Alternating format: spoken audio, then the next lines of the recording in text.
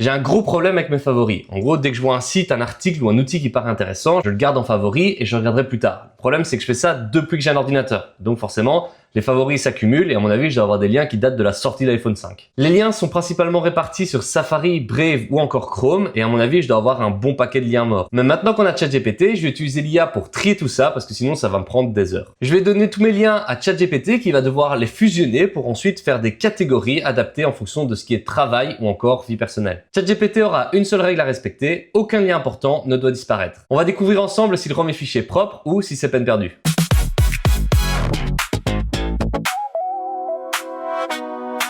Le premier problème, c'est que ChatGPT ne va pas par magie aller dans tous mes navigateurs et commencer à tout trier tout seul. Ce que je dois faire, c'est d'abord exporter mes favoris. Heureusement, tous les navigateurs peuvent me donner un fichier HTML contenant tous les différents liens. Donc par exemple, ici, si je veux l'exporter pour Safari, donc je vais ici dans Fichier et je peux choisir Exporter les données de navigation. Alors moi, je vais sélectionner que les signets et on peut voir ici, par exemple, que j'ai un total de 277 signets. Donc je vais exporter ça. Alors je vais le mettre ici dans un dossier signé que j'ai prévu à cet effet. Hop, il me demande simplement de mettre mon ID et puis voilà. Et donc maintenant ici, lorsque j'exporte les fichiers, donc j'ouvre ce zip, je vais me retrouver avec un document et dedans il y a un fichier HTML qui contient les différents favoris de mon navigateur. Alors je vais faire la même chose pour Brave, donc c'est très simple. Donc ici je sélectionne Brave et je vais voilà dans mon onglet favoris, ouvrir le gestionnaire de favoris. Je vais le remettre dans l'écran mais il y a 3 petits points. J'ai juste à cliquer ici, exporter les favoris. Donc il va me proposer la même chose. Donc moi ici j'aimerais bien les mettre dans mon dossier signé. Hop. Puis lorsque j'ouvre le dossier signé ici, je vais avoir les favoris ici présents. Bon, alors je viens de me rappeler que j'utilise plus trop Chrome, j'avais supprimé tous les favoris et le navigateur d'ailleurs, mais ici j'ai récemment remis. Mais comme beaucoup d'entre vous l'utilisent, je vais quand même vous montrer comment exporter les favoris. Donc on va ici dans Favoris, ouvrir le gestionnaire de favoris. Et alors c'est exactement comme dans Brave, puisque ce sont des navigateurs qui sont basés sur Chromium. Et donc je peux aller ici, exporter les favoris, sauf que moi, bon, j'ai aucun favori, donc c'est totalement inutile de le faire, mais c'est la même démarche que pour Brave. Les fichiers que je viens de télécharger, ils vont me servir à deux choses. Alors tout d'abord, ils vont me servir à trier mes favoris, donc je vais pouvoir les donner à ChatGPT pour qu'il les trie. Et ensuite, ils vont aussi me servir de sauvegarde. Donc je vais garder précieusement ces fichiers de côté, au cas où si quelque chose ne va pas dans les tris. J'ai remarqué que sur mes dernières vidéos, j'ai chaque fois utilisé Claude, et donc cette fois-ci, je vais utiliser ChatGPT. Alors si tu as vu ma vidéo sur Claude Cowork, il y a un peu la même chose sur ChatGPT, avec la version Work ici en haut. Alors je peux choisir aussi la version Chat, mais on va travailler dans un dossier, et donc je vais choisir la version Work. Alors tout d'abord, je vais joindre le dossier. Alors moi, j'ai commencé par lui donner un simple prompt. Je vais lui demander tout d'abord de faire un état des lieux. Donc je vais regarder ici dans mes dossiers, quel type de favoris avons-nous? Nous pouvons voir ici que nous avons un total de 844 onglets. Ils sont répartis à un tiers, 2 tiers, puisque nous en avons 250 sur Safari et près de 600 sur Brave. Alors il est écrit Chrome Chromium, c'est simplement parce que Brave est basé sur Chromium, sinon on sait très bien qu'on les a extraits de Brave. On peut remarquer ici qu'il m'a trouvé un total de 15 URL qui sont strictement identiques. Alors ça ne veut pas dire qu'il y a uniquement 15 doublons dans tous ces favoris, puisqu'il est possible que certains doublons lui ont échappé. En effet, je lui ai demandé de trouver le nombre de doublons exacts, mais aussi les doublons probables. Si je prends l'exemple de ces 3 URL, donc par exemple la première avec exemple.com/article, et la deuxième URL, exemple.com/article avec un slash à la fin. Pour nous, on est d'accord, c'est la même URL, on va arriver au même endroit. Par contre, lorsque j'enregistre dans mes favoris, il est possible que le navigateur va simplement créer un deuxième favori. Ou par exemple, si je prends la troisième, ici avec un paramètre qui me dit simplement la source d'où je viens, donc ici dans ce cas-ci une newsletter, il est possible qu'il enregistre comme un troisième favori. On peut se dire, tiens c'est facile, il suffit de prendre les paramètres et de tous les supprimer et d'enregistrer une seule fois l'URL. Alors le problème avec ça, c'est que sur certains sites web, les paramètres ont une importance et on n'arrive pas au même endroit. Après avoir fait un peu de brainstorming avec ChatGPT dans une autre conversation, ici il m'a proposé ce prompt qui va m'aider à mieux trier les doublons qui sont exacts et les doublons qui sont tout simplement probables.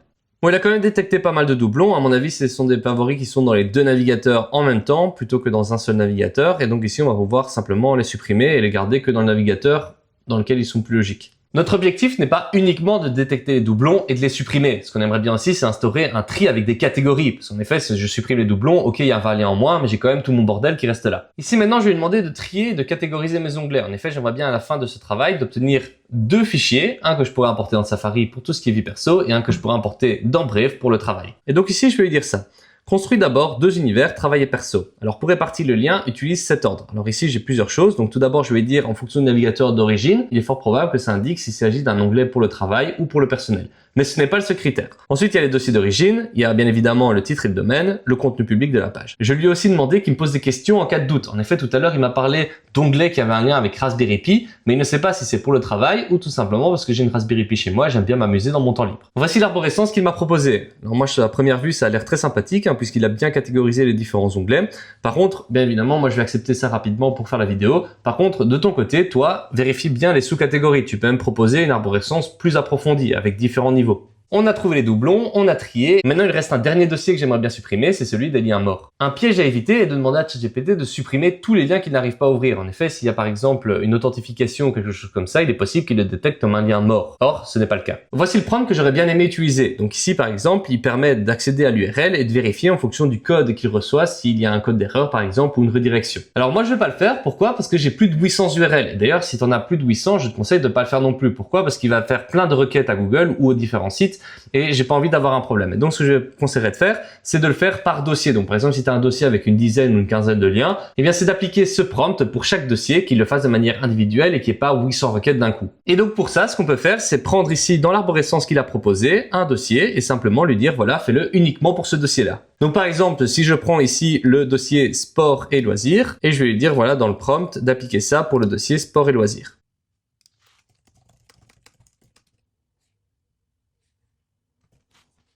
Et nous pouvons voir ici, en fait, qu'il y avait 3 liens qui étaient effectivement accessibles, par contre une redirection, et 2 qu'il faudra vérifier manuellement parce qu'ils bloquent l'accès à ChatGPT. Maintenant qu'on a l'inventaire, les règles et les doublons, je vais pouvoir demander de créer les fichiers finaux. Voici le prompt que je vais utiliser. Donc je vais dire créer 3 fichiers à partir des exports originaux et des décisions qui ont été validées dans cette conversation. Alors tout d'abord, je vais faire le fichier favori Brave. Donc ce sont les favoris que je vais mettre sur Brave et le fichier favori Safari qui seront les favoris que je vais mettre sur Safari. Alors ici, je vais demander justement d'ajouter au format HTML puisque c'est le format des onglets qu'on a vu au départ. Je vais demander d'ajouter la catégorie travail pour Brave et la catégorie perso pour Safari. Et puis après, ensuite, c'est toutes les décisions qu'on a demandées avec les sous-catégories qui ont été validées ou encore les URL qui avaient de base avec le dossier à classer pour tout ce qui est travail ou perso puisqu'on a des URL qui sont incertaines. Et ensuite, je vais demander de me faire un 3e fichier qui sera le rapport qui contiendra le nombre d'onglets qu'il y avait au départ ainsi que le nombre de doublons et le bilan de tout ce que nous avons pu faire. ChatGPT a fini de travailler, donc on voit bien ici qu'il m'a créé mes 3 fichiers avec les 2 favoris et un rapport. Alors ici c'est un peu bizarre parce qu'il les a pas mis directement dans le dossier que j'avais demandé. Donc ici je peux faire clic droit et je peux les afficher dans le Finder pour voir où ils se trouvent. Alors je peux simplement les ajouter dans mon autre dossier. Voilà, ici je vois que j'ai les favoris de Brave, les favoris de Safari et le rapport de tri. Donc je peux les sectionner et les glisser ici pour les avoir dans mon dossier signé. Alors une précision assez importante, c'est qu'ici je peux pas directement prendre ce fichier avec tous mes favoris pour Brave et l'ajouter dans Brave. Pourquoi? Parce que pour le moment j'ai déjà des favoris. Alors il y aura sûrement des doublons avec les favoris qui sont déjà existants et d'autres favoris qui vont s'ajouter par la suite. Alors ce que je peux faire, c'est différentes options. Alors soit je peux ouvrir un nouveau profil, donc si j'ai différents profils sur mes navigateurs, je peux ajouter les favoris dans ce profil vierge. Ça c'est une option. Comme ça je peux vérifier que tout se passe bien.